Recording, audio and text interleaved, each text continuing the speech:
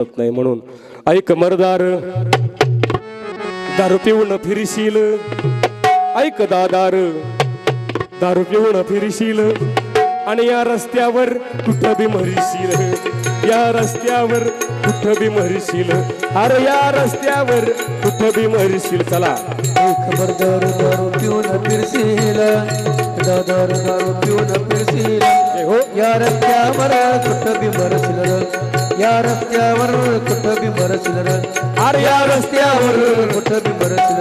हे दारूच्या नादीला गुणवान झाले व गुणवान झाल्या व गुणवान झाल्या व गुण, सार काम धन त्या गुण पोटभरती भिक्क मागुन, पोटभरती भीक मागुन, पोटभरती भीक मागुन, हिच्या नादान हिच्या नादान अरे नादान हिच्या नादान बरबाद होशील या रस्त्यावर.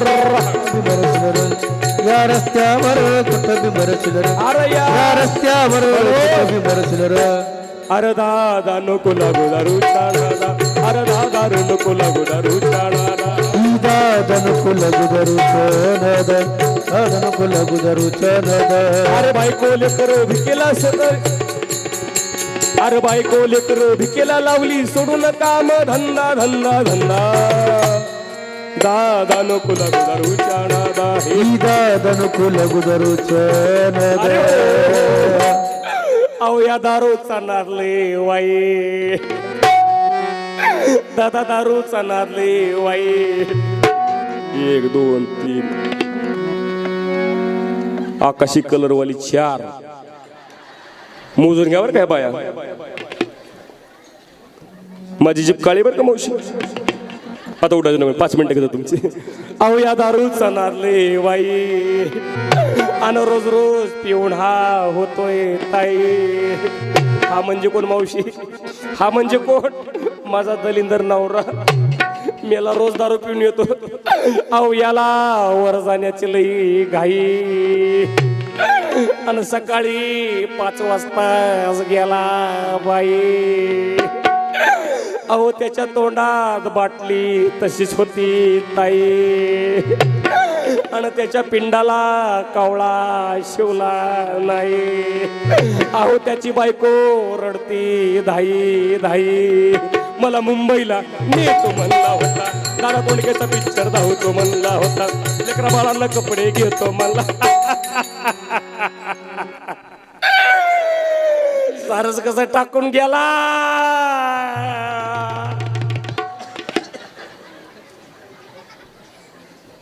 काय सांगायचं महिला मंडळ. दारोडा नवऱ्या मेल्याचं रडू सुद्धा येत नाही, पण पाहुण्या रावळे काय म्हणतील म्हणून रडावं लागतं. अहो कसा विसरून गेला वादा. कुटुंबाला फार मोठी स्वप्न दावली होती. बायकोला सांगितलं संक्रांत जवळ आली, तुला सोन्याचा हार करतो बघ. मुलीला सांगितलं परीक्षेत पास झालीस ना तुला स्कूटी घेऊन देतो. पोरला सांगितलं आयफोन घेऊन देतो. सर्व स्वप्न अपुरी राहिली. एक दिवस अचानक किडन्या फेल झाल्या, लिव्हर खराब झाला, आताड्या सगळ्या सडून गेल्या. डॉक्टरनं सांगितलं दादा आता किती पैसे खर्च केले तर मी तुला वाचू शकत नाही, कारण वेळ निघून गेली ना दादानो. वेळ निघून गेले, सावध होण्यात मजा नाही. नाही तर एसटी गेली निघून हात करतोय पाठीमागून थांबल का. म्हणून अहो कसा विसरून गेला वादा. अरे दादा नको लागू दारूचा नादा, हे दादा नको लागू दारूचा. दादा नको लागू दारूचा नादा, दारूचा नादा. अरे आरुडन वरुण डोकं आपण सांगतोय हा गोविंदा, आरुडन वरुण डोकं आपण सांगतोय हा गोविंदा गोविंदा गोविंदा. दादा नको लागू दारूचा नादा, दादा नको लागू दारूचा नादा, दारूचा नादा. म्हणून दादा व्यसन कोणतंही करू नका. जीवन सुंदर जीवन जगा. हो हे शरीर हे आयुष्य देव धर्माच्या देशाच्या समाजाच्या कामाला आणा. हो देशासाठी जीवन जगा, समाजासाठी काहीतरी करा. हो नाही काही जमलं तर आईबापासाठी तरी काहीतरी करा. बस एवढं सांगेल मी तुम्हाला. यानंतर महिलांची संख्या भरपूर उपस्थित आहे. एकदा महिला मंडळीसाठी जोरदार टाळ्या वाजवा.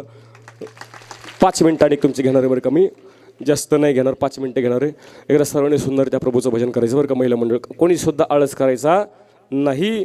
हो सर्वांनी चांगलं भजन करायचं बरं का. हां तुम्ही चांगलं भजन केलं तर भारूड 5 मिनिटात सुटलं नाही तर समजायचं सकाळचं तांबडं. हे विठ्ठल माझा माझा माझा माझा माझा विठ्ठल माझा विठ्ठलाचा टाळे. माझा माझा माझा माझा मी विठ्ठलाचा विठ्ठल माझा मी विठ्ठलाचा विठ्ठल माझा खाली बसा विठ्ठल माझा मी विठ्ठलाचा विठ्ठल माझा मी विठ्ठलाचा विठ्ठल माझा मी विठ्ठलाचा विठ्ठल माझा माझा माझा माझा माझा विठ्ठलाचा.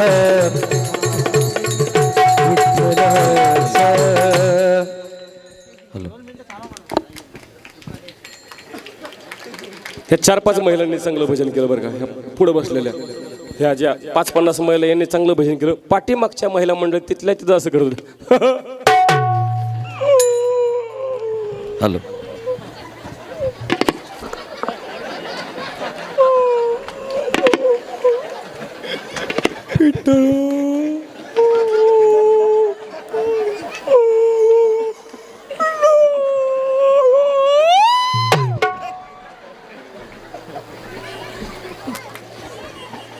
महिला मंडळ फार हसल्या बरं का महिला मंडळ फार हसल्या. कारण तुमचे लोक चांगले दादानो, तुम्ही सगळे मन मोकळे माणसं आहेत बरं का. जे चांगले वर हसतात ना समजा जे मन मोकळे माणसं, जे हसत नाही समजायचं आतल्या गाठीच आहे. हा छत्रपती संभाजीनगरच्या महिला आणि माणसं खास मन मोठे दादा हसताय तुम्ही. पण काही गावामध्ये गेले की मला पण रडती आणि त्या नवरीचं रडणं ऐकून काही गावातील महिला तिला शांत करण्याकरता येतात, पण शांत करता त्यांच्या डोळ्यात पाणी येतं. गावातील सगळ्याच महिला मंडळ रडू लागतात. खरंच सांगा बरं, तुम्ही रडता का नाही? कोणाची लेक्सा श्रीनंदाला चालली रडता की नाही तुम्ही? आता मी नांदेला चालली,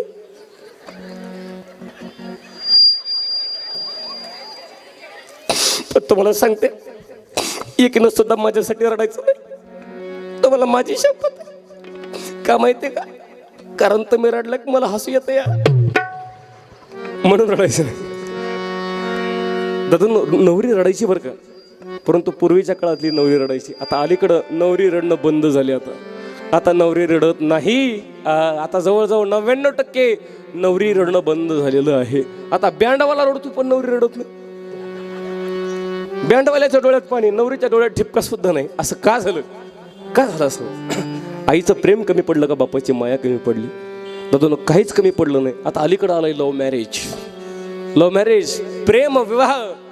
आता ती मुलगी रडत नाही. आता ती नवरी मुलगी पळून जाते, तिच्याकरता तिच्या आई वडिलावर रडण्याची वेळ येते. दादा जमाना बदलला, लोक म्हणतात जग चंद्रावर गेले, आनंद आहे त्या गोष्टीचा. पण दादा इतका जमाना बी बदलायला नव्हता पाहिजे. ज्यानं त्या मुलीला जन्म दिला, ज्या बापानं त्या मुलीच्या शिक्षणाकरता बाप राबला जातो ना, त्या आईबापाला सोडून ती मुलगी एक दिवस अचानक निघून जाते. म्हणजे मी प्रेमाला विरोध करणारा माणूस नाही. त्यातून एक गोष्ट लक्षात ठेवा, प्रेम असावं पण राधाकृष्णासारखं असावं. त्या प्रेमाचा आदर्श आणि आपल्या प्रेमाचे गोडवे जगानं गायले पाहिजे. दादून माना की मोहब्बत करना बुरी बात नहीं है. ऐका कि माना की मोहब्बत बुरी नहीं है, लेकिन अपने माँ बाप से ज्यादा जरूरी भी नहीं है. आई बापापेक्षा आपल्याला प्रिय काहीच नसलं पाहिजे. सर्वात प्रथम आपली आई आणि आपले वडील आहेत.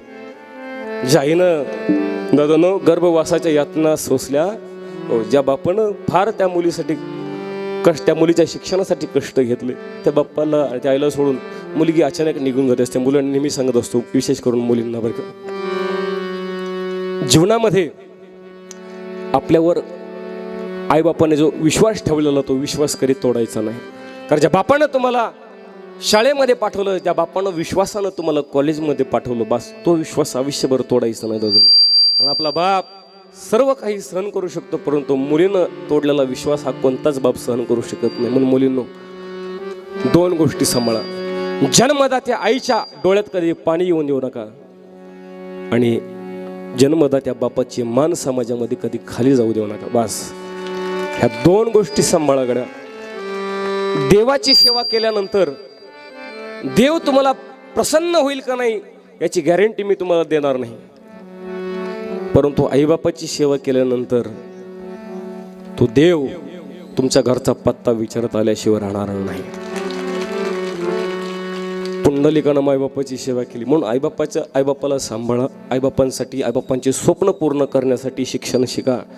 नाहीतर आईबापानं टाकले शिक्षण शिकायला ना आपलं दुसरंच चालू आहे. आईबापानं मोबाईल घेऊन दिला का?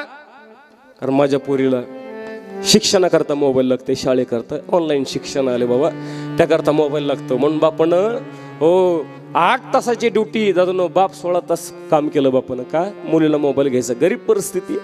बापानं कधी मोठा मोबाईल अँड्रॉइड फोन वापरला नाही, पण पोरीसाठी अँड्रॉइड फोन घेऊन दिला. कष्टाची जाण असू दे आपल्या बापाच्या, एवढंच मला सांगायचं बरं का. कारण बाप आपल्या मुलीसाठी जास्त कष्ट करत असतो आणि मुलीवर जास्त बाप प्रेम करत असतो. महिला मंडळ, हां, आपला बाप आपल्यावर फार प्रेम करतोय का? आईपेक्षाही 1.5 पट 2 पट बाप आपल्यावर जास्त प्रेम करतो बरं का. हां, रडणारी आई प्रत्येकाला दिसते दादांनो, कष्ट करणारा बाप लोकांना दिसत नाही. ही दुर्भाग्याची गोष्ट. हां, लोक म्हणतात आमची आई रडती का? आमच्या पाय साधा काटा जरी रुतला ना तरी सुद्धा आमच्या आईच्या डोळ्यात पाणी येतं, एवढी आमची आई मायाळू आहे. पण आमच्या बापाच्या डोळ्यात कधी पाणी आलेलं पाहिलं नाही. आमच्यासाठी बाप कधी रडलेला पाहिला नाही. पण कधीतरी मुलींनो बापाचा जन्म घेऊन बघा, बाप काय असतं कळेल तुम्हाला. आपल्या बापाला ना शुल्लक कारणावर रडायला जमत नाही महिला मंडळ. का माहिती का? कारण तो गडी आहे, त्या गड्याच्या जन्माला गेलाय तो. शुल्लक कारणावर जर बाप रडला तर